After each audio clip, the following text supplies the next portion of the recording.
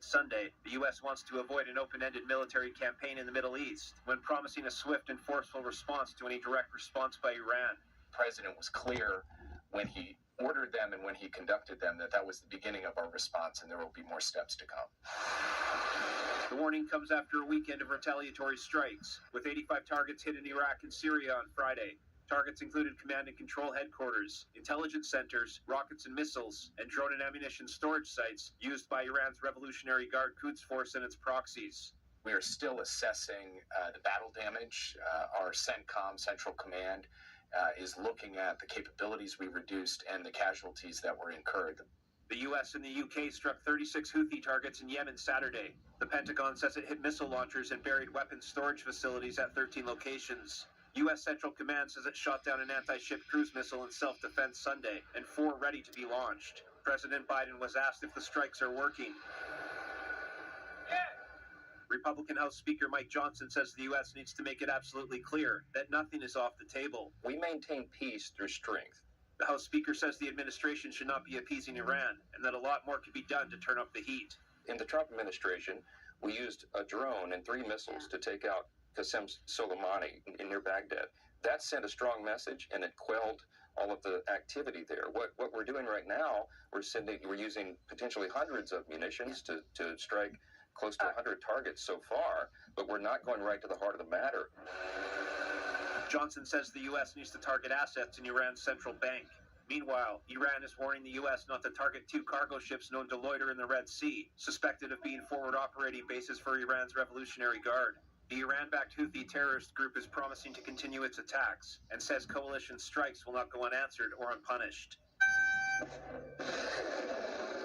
Jeremy Sandberg, NTD News. And the U.S. says it will take more action after retaliatory strikes against Iran-backed militants and Iranian military targets in Iraq and Syria began on Friday. Here to discuss this and related tensions in the region, we have Major General Bob Deese, a former U.S. bloc, which China is at the head of. So it doesn't surprise me at all that the Chinese are working this angle, and we know that the United States has lots of problems with Chinese Communist Party espionage, and also we have a problem with Iranian espionage. The Iranians have been doing this themselves for a long time. If there's any surprise, it's that the Iranians are not stealing material out of the United States and sending it to Iran and taking it back with Iran with them. You may remember recently there was a hostage exchange where 5 Americans were released and 5 Iranian nationals were exchanged, and those Iranians were all involved in the same sort of thing, stealing valuable technology and passing it on to the regime in Tehran. So unfortunately, this is par for the course. For more than a decade, the defendants allegedly used front companies in communist China to funnel the technology that's capable of helping the production of drones and military missile systems. How does something like this slip by the U.S. unnoticed for so many years? Well, I mean, you know as well as I do that we have an enormous problem in the United States. And the problem in the United States is not simply the Chinese Communist Party. The problem is American elites who have been advancing this very poisonous relationship, certainly for quite some time. And I would argue that it goes back to the very beginning, the so-called opening to Beijing in 1972. So the idea that the Americans are looking the other way when CCP agents are sending valuable material back to Beijing, this is not surprising at all. It's absolutely par for the course. And again, this points to the fact that the real problem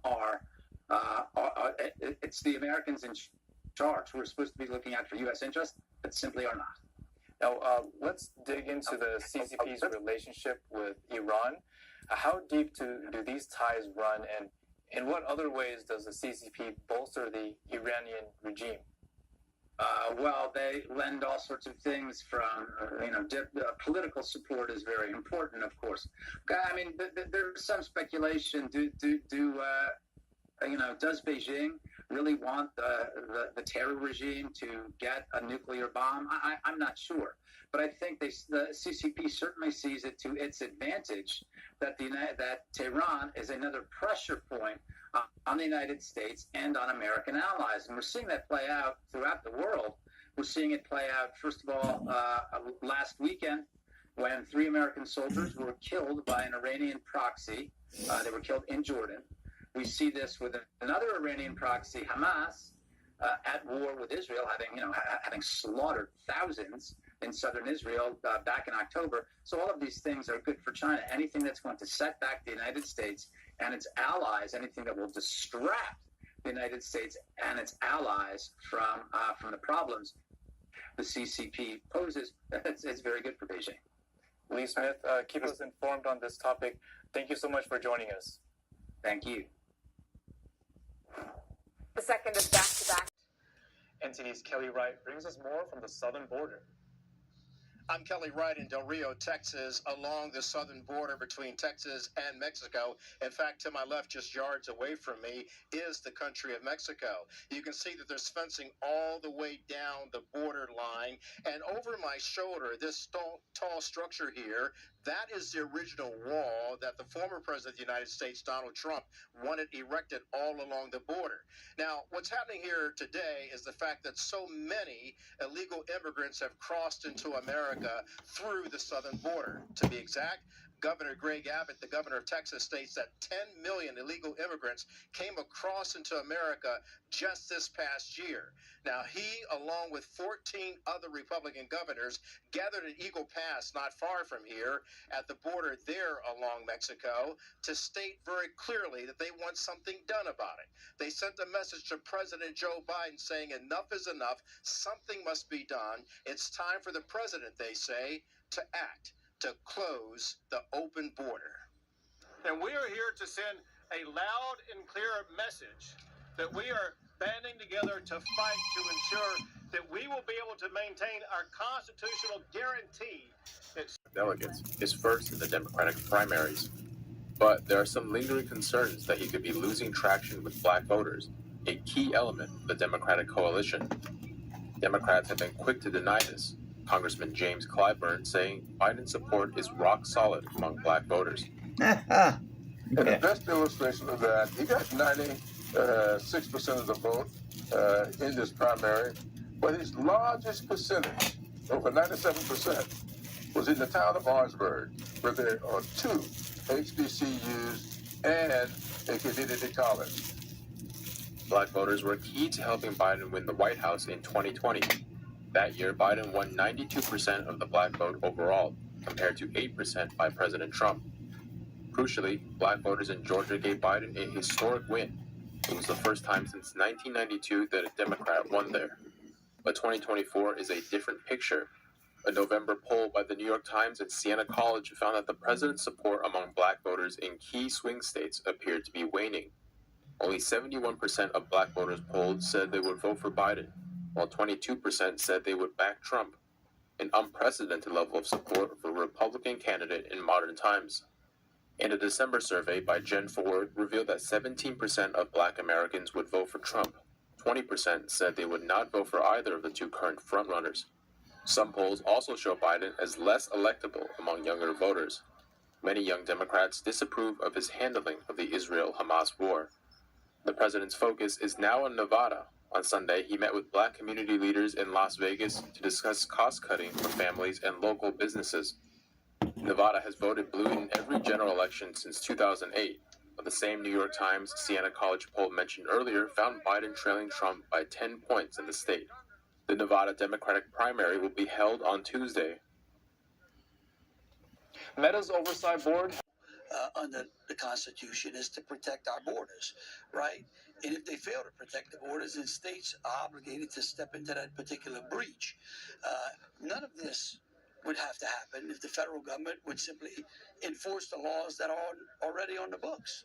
Still the greatest country on the face of the world, and we need to be thankful for that, but we also have a responsibility to protect it, because I want my kids and every kid growing up in this country to get to have the same America that we're growing up in right now. But we're going to have to fight for it and protect it if that's what we want to pass down.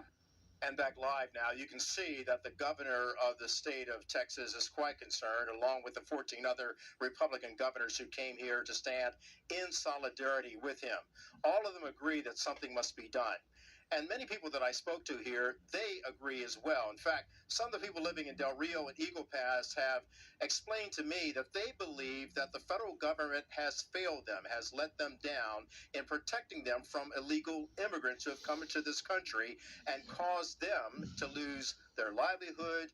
Ranchers, for example, talking about they lost their livestock, and just average citizens feeling that they can't walk freely through their own neighborhoods anymore because of the dangers or the perils that exist from the threatening issues involving illegal drug trafficking as well as human trafficking and child trafficking. It's quite a mess here, and the only way to clean up this mess is for Congress and state governments as well as the federal government to do something. The citizens want something done. They're actually clamoring for some action, for some change to cut down on the legal immigration issue. Reporting from Del Rio, Texas, along the Mexico border, I'm Kelly Wright. Back to you. Officials in New York City are planning to hand out prepaid debit cards to illegal immigrants sheltering at hotels. A pilot program will be run on 500 families first. The cards can only be used at grocery and convenience stores and are meant for food, hygiene products, and baby supplies. City records show the $53 million program partners with New Jersey's Mobility Capital Finance. Parents staying short-term at the Roosevelt Hotel will get the pilot cards to replace the hotel's food service program. The cards are refilled each month with an amount based on family size and income. The amount is close to what's provided in the state's food stamp program. Applicants need to sign an affidavit promising only to spend the money on exclusive items or lose access to the program. If the pilot is successful, cards will be given to all illegal More immigrants wasted sheltering at city tax hotels. money. Roughly 15,000 people. City Hall officials are touting the program as a more cost-effective way for the You families gotta to get pay food for and it. baby supplies, compared to the current system of providing non-perishable food box appearance and too narrowly focused on AI-generated content. The board is funded by Meta but runs independently. It took on the Biden video case in October in response to a user complaint about an altered 7-second video of the president posted on Facebook. The clip manipulated real footage of Biden exchanging "I voted" stickers with his granddaughter during the 2022 midterm elections and kissing her on the cheek. The board's ruling on Monday is the first to address Meta's manipulated media policy. The company said in a statement today that it was reviewing the ruling, respond publicly within 60 days. A group called National Security Action is reportedly being revived to support President Biden's re-election. The group was formed in 2018 by Obama administration veterans Jake Sullivan and Ben Rhodes. Axios reports they aim to emphasize Biden's foreign policy as a reason for Democrats to unite. The group contends that Biden's approach is safer than what they perceive as the dangers associated with another Trump term. They conducted polling on the U.S. approach to China and concluded people want the U.S. to be firm but not confrontational. While they acknowledge foreign policy may not be the primary election issue, they believe it can contribute to a broader argument against Trump's leadership. The leaders of the National Security Action originally planned to disband after Biden's 2020 victory. They decided to re-engage over concerns of a potential second Trump administration. An article recently published in the Epoch Times describes how a well